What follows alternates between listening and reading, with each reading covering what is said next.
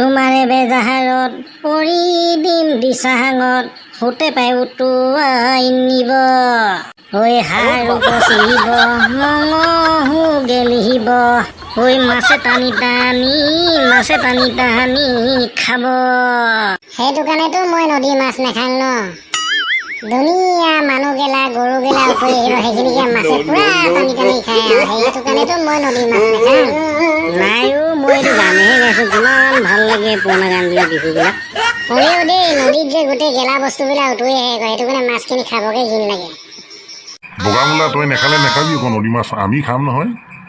অঁ ছাৰ পালেহি। পালোহি।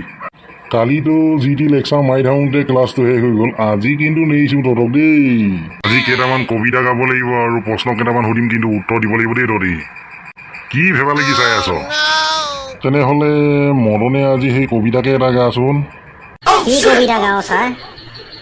তই আজি আমাৰ গাঁৱৰ কবিতাটোকে গাই দে, আমাৰ ৰাইজেও শুনক অলপ, কিজানি ভাল পায়ে বা।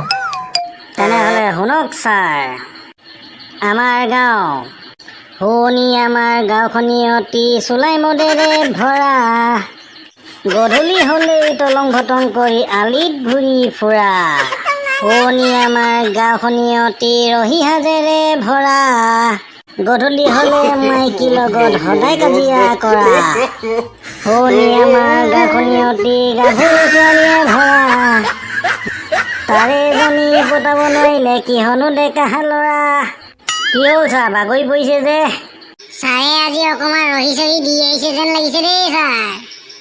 বাপেৰৰ মূৰটো বকিছ, মদনে যিহে কবিতা গাইছে নপৰি কি সময়।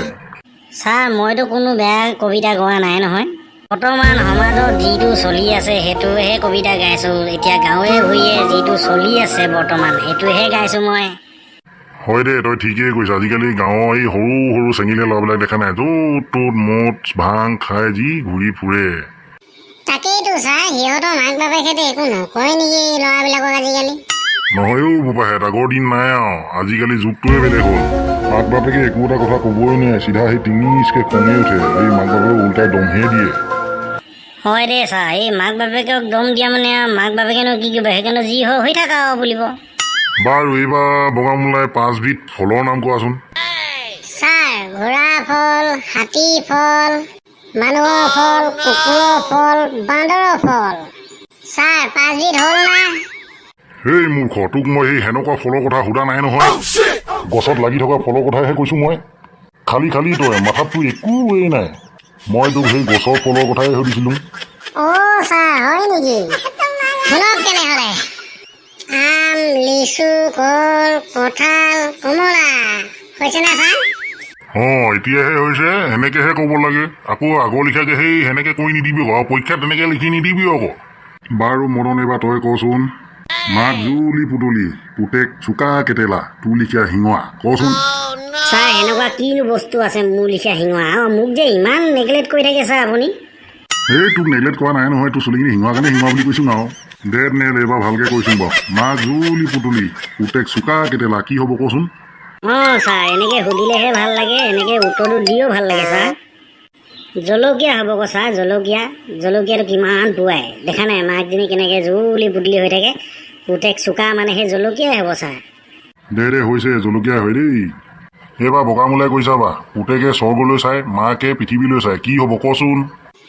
ছাৰ বাঁহগাজটো আকৌ, বাঁহগাজটো সেই চিধা জোঙা হৈ কিনে ওপৰলৈ গৈ নাথাকে জানো? মাকজনীটো মানে কি সেই বাঁহডালটো পুৰা হাউলি থাকে, সেইটো কাৰণে সেই বাঁহগাজটো হ'ব ছাৰ। হয় দে, ইমানকৈ ভাঙি পাতি ক'ব নালাগে আৰু, বুজি পাইছোঁ আৰু। তেনেহ'লে আৰু এটা সুধি দিম কচোন মদন। ওপৰত জুই তলত পানী, বুঢ়াই থাকে টানি টানি, কি ক'বা? ছাৰ নেজানো দেই, সেনেকুৱা কি বস্তুনো বুঢ়াই টানি থাকে? তেনেহ'লে বগামূলাই ক, ওপৰত জুই তলত পানী, বুঢ়াই থাকে টানি টানি, কি হ'ব বগামূলা কচোন? নেজানো ছাৰ। ৱা, ইমান উজু প্ৰশ্নকেইটা সুধোঁতে পোৱা নাই যে তহঁতি। ছাৰ কি হ'বনো কওঁ না? ওপৰত জুই তলত পানী, বুঢ়াই থাকে টানি টানি, এই মূৰ্খকেইটা, চাকিটো হ'ব, চাকিটো দেখা নাই? ওপৰত জুই আছে, তলত যে সেই তেল থাকে যে, সেই তেলখিনিক পানী বুলি কৈছোঁ আকৌ।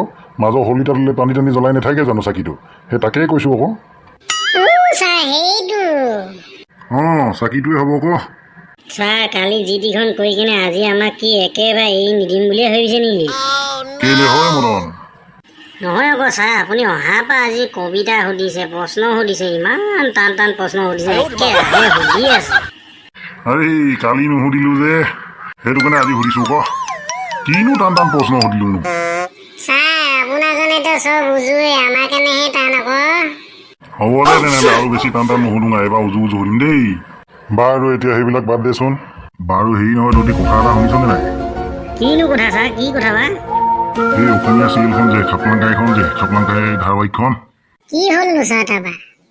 সেই খাপলাংকাই চিৰিয়েলখনত থকা যে ভূত অঁ ছাৰ, ভূতৰ কি হ'ল? সেই যোৱাকালি মৰিলে বুলি কোৱা শুনিছো, তাকে নিউজে পত্ৰই পাইছো। ছাৰ ভূত মানে সেই মনিন্দ্ৰ দাসৰ কথা কোৱা নাই জানো? সেই জনপ্ৰিয় কৌতুক অভিনেতাজন যে, সেইজনৰ কথা কোৱা নাই জানো? অঁ সেইটোৱে, সেয়া নামে আকৌ ভূত আকৌ। অৰিজিনেল নামটো সেই মনিন্দ্ৰ দাস।